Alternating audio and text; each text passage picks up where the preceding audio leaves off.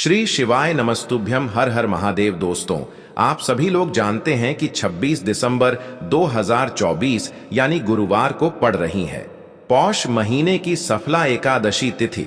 और दोस्तों, ये वो तिथि है जो पौष मास में पड़ने वाली सबसे बड़ी तिथि है, क्योंकि यह गुरुवार के दिन पड़ रही है और इसका बहुत ही बड़ा और विशेष महत्व होता है। पूज्य गुरु जी ने कहा है कि अगर कभी भी मौका लग जाए और पौष महीने की एकादशी तिथि गुरुवार को पड़ जाए तो आप लोगों को 11 चावल के दाने का उपाय तो अवश्य ही करना चाहिए। इन दोनों का संयोग बहुत ही कम आता है। इसी के साथ में गुरुजी ने अपनी शिव पुराण कथा में बताया है कि इस दिन आपको 11 चावल दाने का उपाय तो आपको अवश्य ही करना चाहिए, क्योंकि ऐसा दिन पूरे साल में सिर्फ एक ही बार आता है।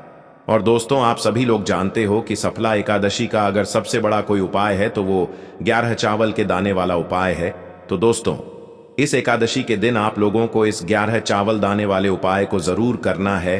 बहुत सारे लोग होंगे जिन लोगों ने इस उपाय को ना किया हो, मतलब पूरा साल निकल गया, उन्होंने किसी भी दिन इस 11 चावल के दाने वाले उपाय को ना किया हो। पर दोस्तों, आपके पास एक आखिरी मौका बचा हुआ है जो कि 26 दिसंबर के दिन है। तो इस दिन आप लोगों को इस वाले उपाय को जरूर कर लेना है। भले ही आपने पूरे महीने भर इस उपाय को ना किया हो, पर अगर आपने इस पौष महीने की एकादशी तिथि के दिन अगर इस वाले उपाय को कर लिया तो आपको इस उपाय को करने का वो फल मिलेगा जिसकी आपने कभी कल्पना भी नहीं करी होगी। इसीलिए आप लोग इस वाले उपाय को एक बार जरूर कर लेना है, ताकि आप लोगों के हाथ से यह मौका ना जा सके और आपको इस उपाय को करने का फल मिल सके। दोस्तों, यह उपाय पंडित जी ने अपनी अभी की ही श्री शिव महापुराण की कथा में बताया है। जिस उपाय को आज हम आपको बहुत अच्छे से समझाने वाले हैं, इस वीडियो को देखने के बाद इस उपाय को समझने के लिए आपको कोई और वीडियो को देखने की जरूरत नहीं पड़ेगी। तो चलिए दोस्तों, उपाय को शुरू करते हैं। देखिए, यह इस पौष महीने के सफला एकादशी के दिन यह इतना खास होता है, इतना महत्वपूर्ण होता है। देखा गया है कभी कभी बड़े बड़े पूजा पाठ अनुष्ठान से जो मनोकामना पूर्ण नहीं होते, वो पौष महीने के गुरुवार एकादशी के दिन एक छोटे से उपाय करने से ही आपकी मनोकामना पूर्ण हो जाती है। और बहुत सारे लोगों ने इस उपाय को किया भी है और उनको इस उपाय को करने का फल भी जरूर मिला है। अगर आप लोग भी इस उपाय को करना चाहते हैं तो आप इस उपाय को पहले अच्छे से समझ लेना, सुन लेना, उसके बाद करना। आपको इस उपाय का फल जरूर मिलेगा और इस उपाय को कर लेने से आपके घर में चाहे किसी भी प्रकार की दुख और समस्या क्यों ना चल रही हो, आपको उसका कारण भी नहीं पता है कि भाई यह समस्या किस कारण से चल रही है। उसका कुछ भी कारण हो सकता है, जैसे पितृदोष हो सकता है या किसी भी तरह का मंगल दोष भी हो सकता है। तो इस दिन आप लोगों को यह वाला उपाय कर लेना है। ये एक ऐसा उपाय है जिस उपाय को अगर किसी विशेष दिन पर किया जाए तो भाई उस विशेष दिन का जो है वह तो हमें मिलता ही मिलता है, पर हमने उस दिन पर इस उपाय को किया है तो हमें उससे भी बड़ा फल मिलता है और फल बहुत जल्दी मिलता है, क्योंकि आप इस उपाय को बहुत ही बड़े और विशेष दिन पर कर रहे हो। तो चलिए अब उपाय के बारे में बात करते हैं, लेकिन उससे पहले आप लोगों को यह जानना आवश्यक है कि आखिर यह उपाय किस समय करना है, किसको करना है और कैसे करना है। तो चलिए हम आगे आपको वीडियो में एक एक करके बता देते हैं। लेकिन उससे पहले अगर आप लोग हमारे चैनल पर पहली बार आए हैं या फिर मेरी आवाज आज पहली बार सुन रहे हैं तो हमारे चैनल को सब्सक्राइब जरूर कर लेना और इस वीडियो को लाइक करके कमेंट बॉक्स में श्री शिवाय नमस्तुभ्यम ओम नम शिवाय जरूर टाइप कर देना। तो दोस्तों, इस 11 चावल के दाने वाले उपाय को हमें इस एकादशी के दिन कैसे करना है, किसको करना है, किस समय करना है और कहां पर करना है, ये सारे सवालों के जवाब आपको इस वीडियो में मिल जाएंगे। और जो ये वीडियो देखेगा भाई, उसको 11 चावल के दाने वाला उपाय जरूर करना चाहिए, क्योंकि इस दिन एक चावल के दाने का भी बहुत ही बड़ा और विशेष महत्व होता है। और जब बात आ जाए 11 चावल के दाने की, तो ये सोने पे सुहागा वाली बात हो जाती है और ये एक बहुत ही बड़ा उपाय हो जाता है इस सफला एकादशी तिथि का। तो अब दोस्तों, इस 11 चावल के दाने वाले उपाय को आखिर करना किसको है, सबसे पहले हम लोग वो बात जान लेते हैं।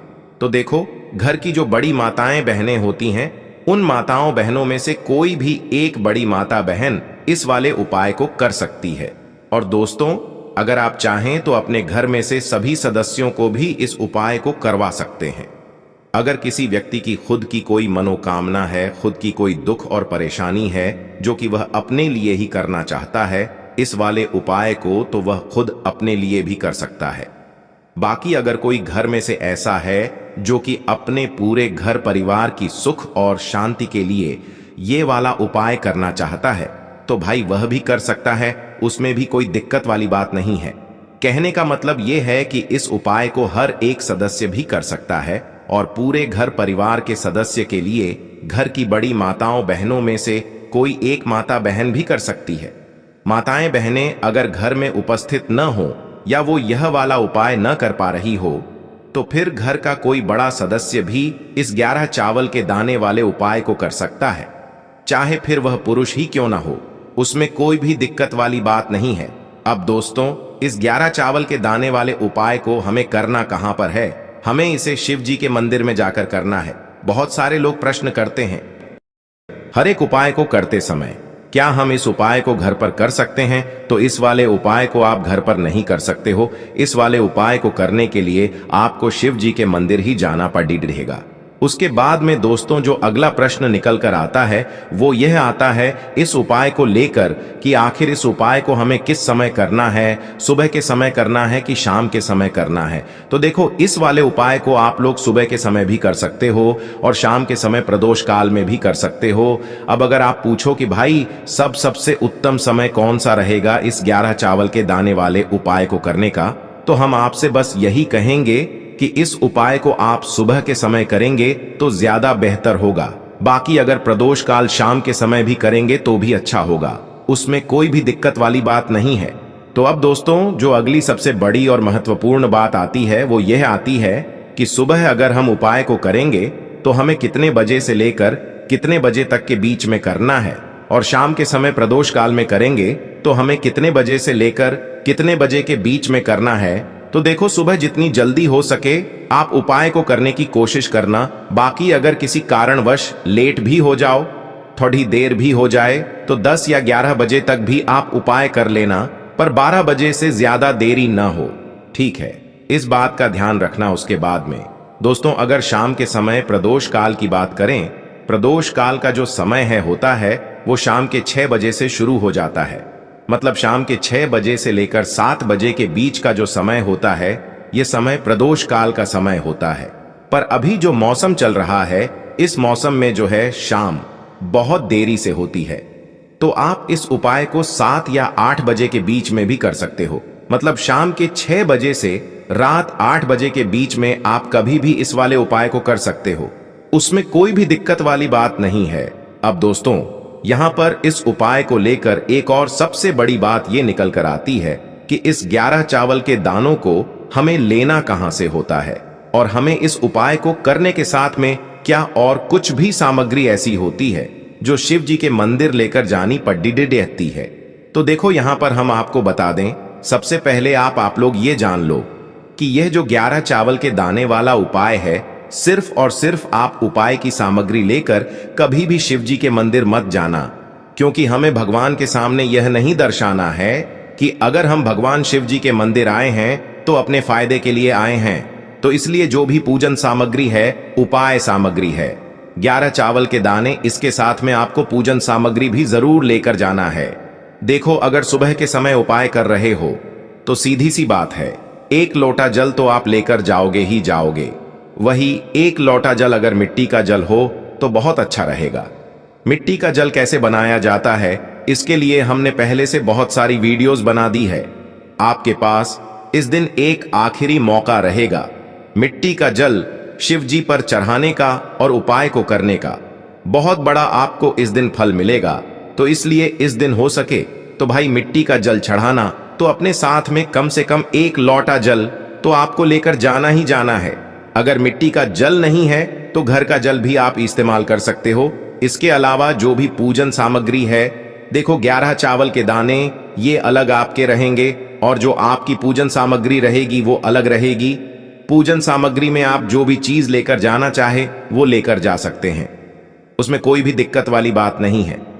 वहीं अगर हम बात करें शाम के समय की, तो शाम के समय शिव जी पर जल नहीं चढ़ता है।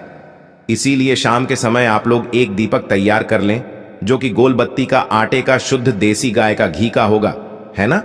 इस बात का आप लोगों को ध्यान रखना है और इस दीपक को आपको घर से जलाकर नहीं लेकर जाना है, भगवान शिव जी के मंदिर में जाकर ही जलाना है।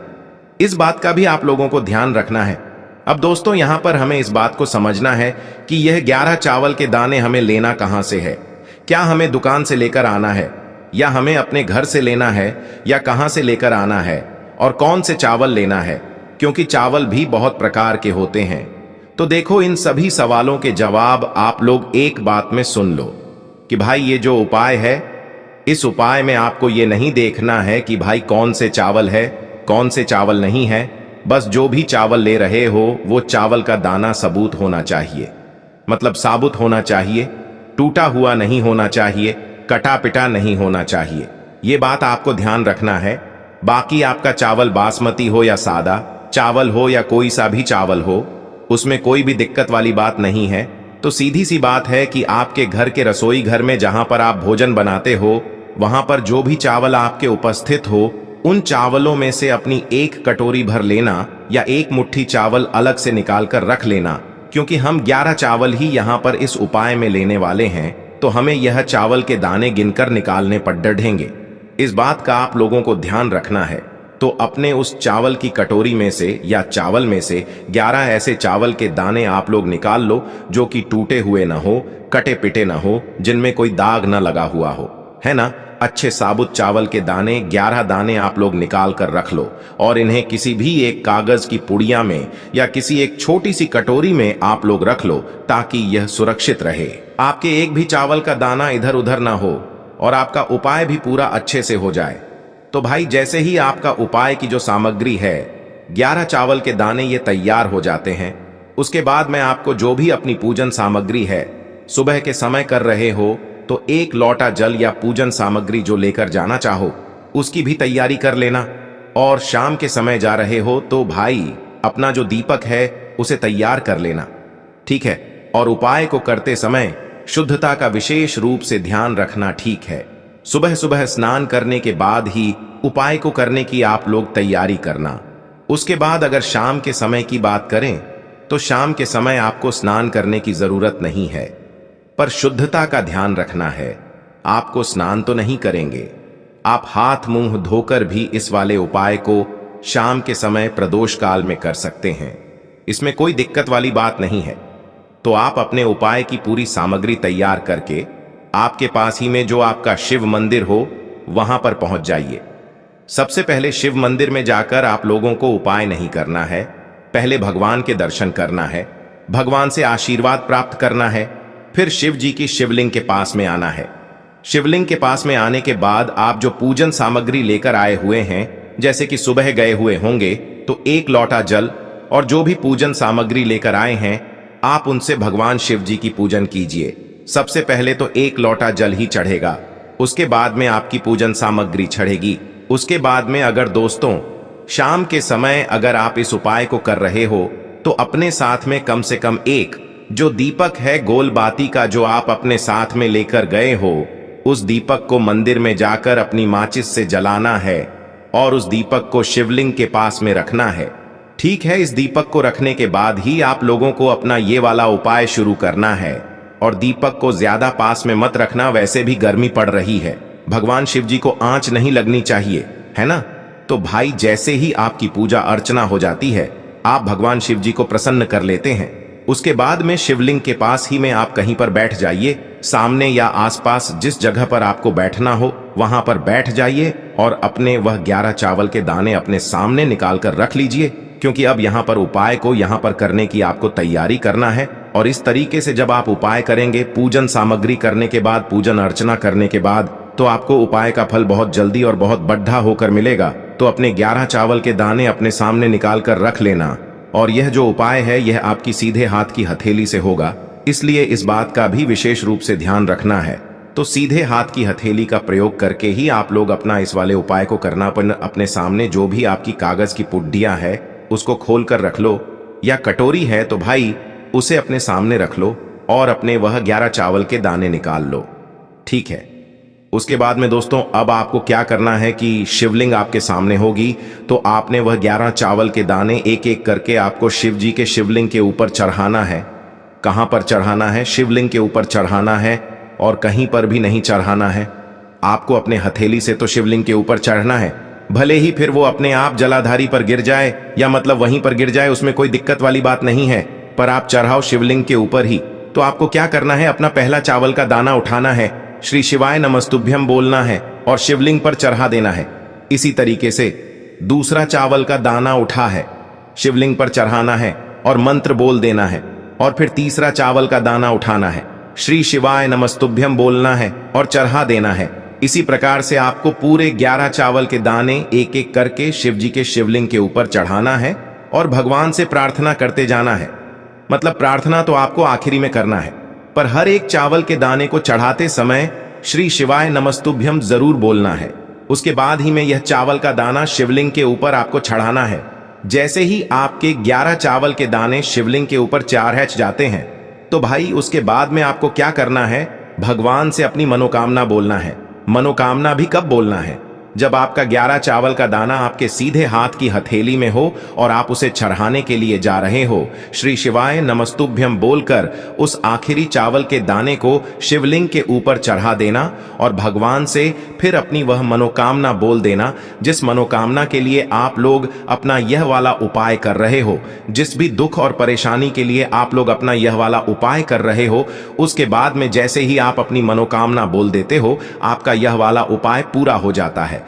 पर दोस्तों उपाय को करने के बाद आप लोगों को 2 मिनट भगवान शिव जी के मंत्र का जाप जरूर करना है, और मंत्र का जाप करने के बाद भगवान से एक और बार प्रार्थना करना है अपनी मनोकामना के लिए, या अपनी जो भी दुख और परेशानी है उसके लिए। इसके बाद में आप लोग भगवान को देखकर, भगवान से प्रार्थना करके, उनसे आशीर्वाद लेकर वहां से उठ सकते हैं और अपने घर पर जा सकते हैं। बस दोस्तों यहां पर यह वाला उपाय पूरा हो जाता है। इस तरीके से जो भी व्यक्ति छोटी छोटी चीजों का ध्यान रखते हुए इस 11 चावल के दाने वाले उपाय को करेगा, निश्चित सी बात है उसे उसकी मनोकामना जल्द ही पूर्ण होगी, और जो भी दुख और परेशानी है वो भी बहुत ही जल्दी दूर होंगे। और दोस्तों अगर आपको हमारी ये वीडियो पसंद आई हो तो हमारे इस वीडियो को लाइक और चैनल को सब्सक्राइब जरूर करें। हर हर महादेव। ओम नमः शिवाय।